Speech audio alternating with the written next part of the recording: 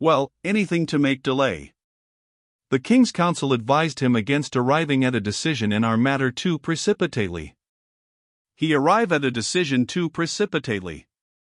So they sent a committee of priests, always priests, into Lorraine to inquire into Joan's character and history, a matter which would consume several weeks, of course. You see how fastidious they were. It was as if people should come to put out the fire when a man's house was burning down, and they waited till they could send into another country to find out if he had always kept the Sabbath or not, before letting him try. So the days poked along, dreary for us young people in some ways, but not in all, for we had one great anticipation in front of us. We had never seen a king, and now someday we should have that prodigious spectacle to see and to treasure in our memories all our lives, so we were on the lookout, and always eager and watching for the chance. The others were doomed to wait longer than I, as it turned out.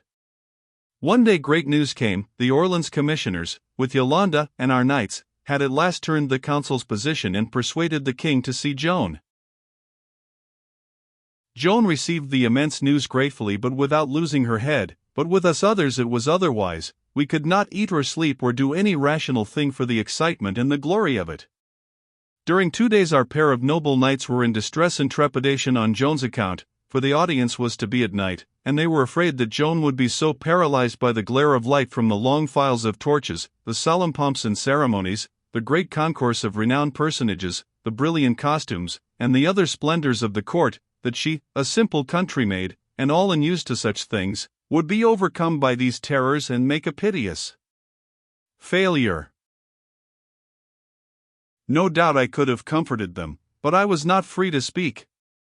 Would Joan be disturbed by this cheap spectacle, this tinsel show, with its small king and his butterfly duclets, she who had spoken face to face with the princes of heaven, the familiars of God, and seen their retinue of angels stretching back into the remoteness of the sky, myriads upon myriads, like a measureless fan of light, a glory like the glory of the sun streaming from each of those innumerable heads, the massed radiance filling the deeps of space with a blinding splendor? I thought not.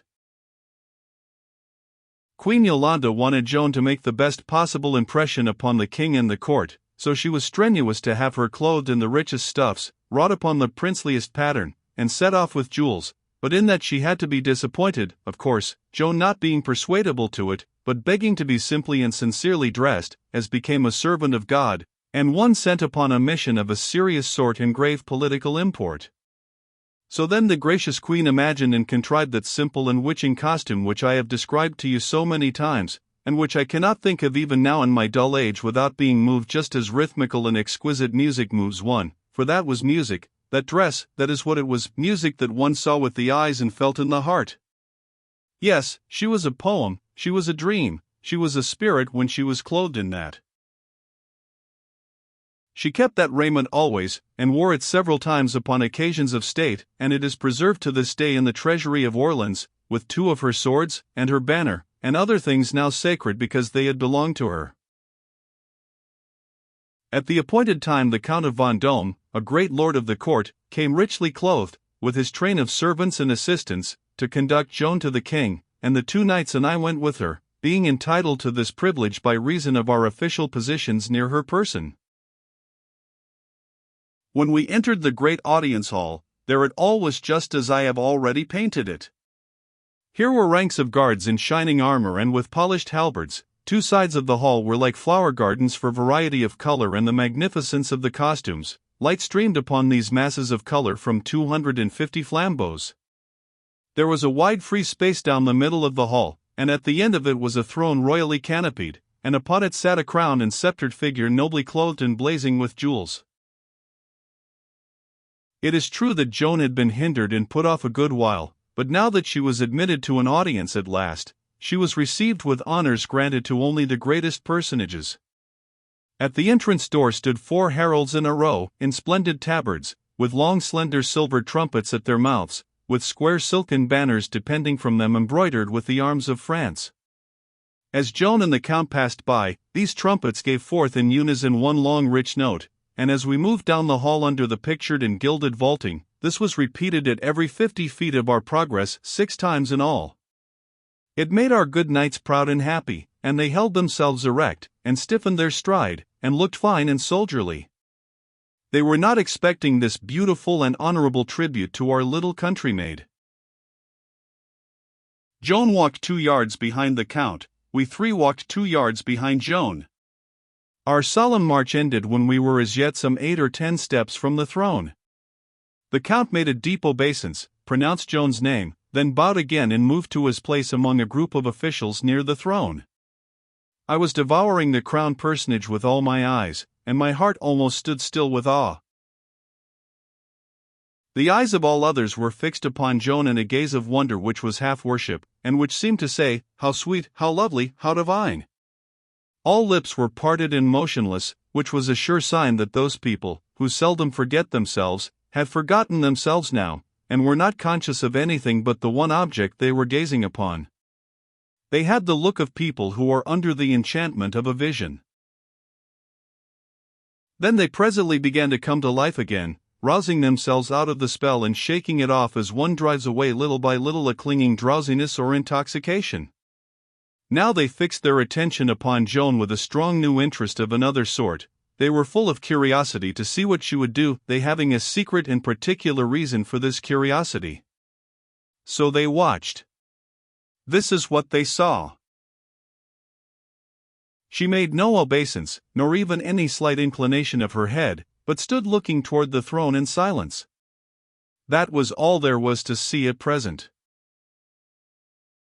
I glanced up at de Metz, and was shocked at the paleness of his face. I whispered and said, "What is it, man, what is it?" His answering whisper was so weak I could hardly catch it. "They have taken advantage of the hint in her letter to play a trick upon her. She will err, and they will laugh at her. That is not the king that sits there." Then I glanced at Joan.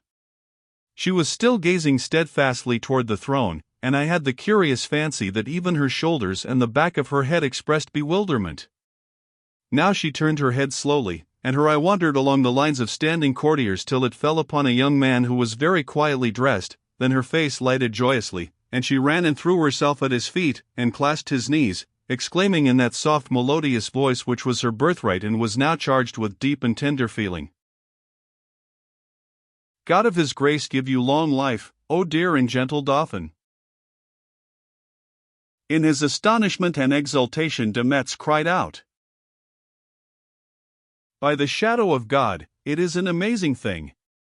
Then he mashed all the bones of my hand in his grateful grip, and added, with a proud shake of his mane, "Now, what have these painted infidels to say?" Meantime the young person in the plain clothes was saying to Joan, "Ah, you mistake, my child, I am not the king. There he is," and he pointed to the throne. The knight's face clouded, and he muttered in grief and indignation, "Ah, it is a shame to use her so.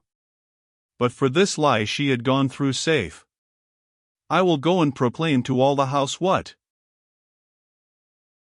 "Stay where you are," whispered I and the Sieur Bertrand in a breath, and made him stop in his place. Joan did not stir from her knees, but still lifted her happy face toward the king, and said, "No, gracious liege, you are he, and none other." De Metz's troubles vanished away, and he said, "Verily, she was not guessing, she knew. Now, how could she know? It is a miracle. I am content, and will meddle no more, for I perceive that she is equal to her occasions, having that in her head that cannot profitably be helped by the vacancy that is in mine." This interruption of his lost me a remark or two of the other talk. However, I caught the king's next question. "But tell me who you are, and what would you?" "I am called Joan the Maid, and am sent to say that the King of Heaven wills that you be crowned and consecrated in your good city of Reims, and be thereafter lieutenant of the Lord of Heaven, who is King of France. And he willeth also that you set me at my appointed work and give me men at arms." After a slight pause she added, her eye lighting at the sound of her words, for then will I raise the siege of Orleans and break the English power." The young monarch's amused face sobered a little when this martial speech fell upon that sick air like a breath blown from embattled camps and fields of war, and this trifling smile presently faded wholly away and disappeared. He was grave now, and thoughtful. After a little he waved his hand lightly, and all the people fell away and left those two by themselves in a vacant space. The knights and I moved to the opposite side of the hall and stood there. We saw Joan rise at a sign, then she and the king talked privately together. All that host had been consumed with curiosity to see what Joan would do.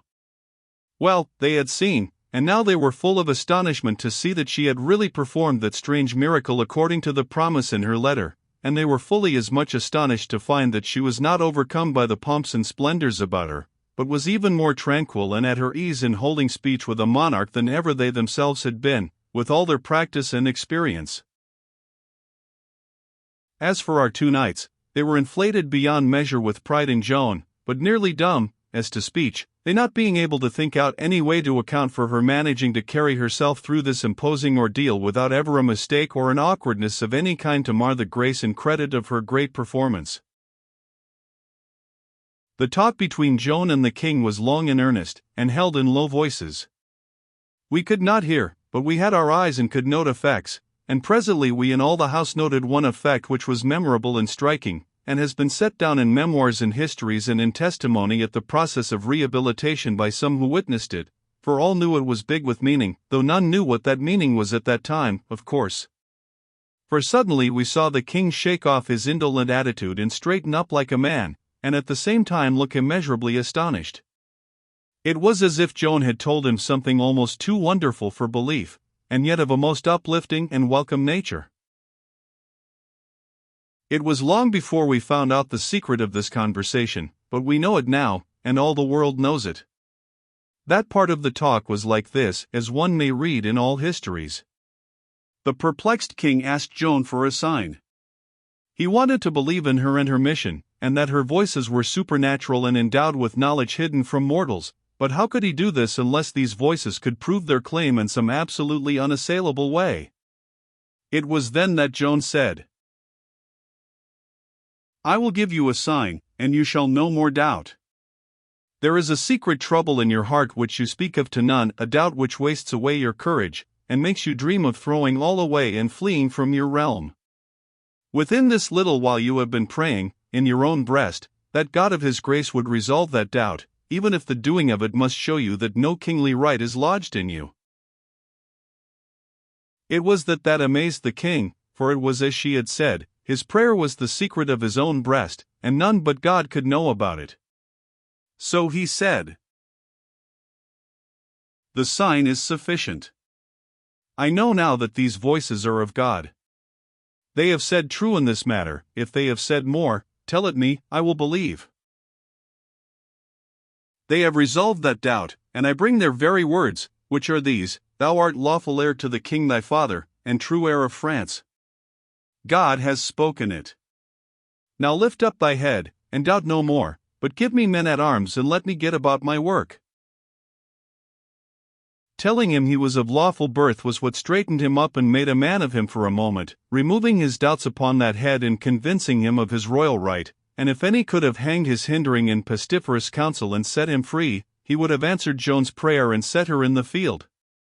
But no, those creatures were only checked, not checkmated. They could invent some more delays. We had been made proud by the honors which had so distinguished Joan's entrance into that place, honors restricted to personages of very high rank and worth, but that pride was as nothing compared with the pride we had in the honor done her upon leaving it. For whereas those first honors were shown only to the great, these last, up to this time, had been shown only to the royal. The king himself led Joan by the hand down the great hall to the door, the glittering multitude standing and making reverence as they passed, and the silver trumpets sounding those rich notes of theirs. Then he dismissed her with gracious words, bending low over her hand and kissing it. Always, from all companies, high or low, she went forth richer in honor and esteem than when she came. And the king did another handsome thing by Joan, for he sent us back to Cordray Castle torch-lighted and in state, under escort of his own troop, his guard of honor, the only soldiers he had, and finely equipped and bedizened they were, too, though they hadn't seen the color of their wages since they were children, as a body might say.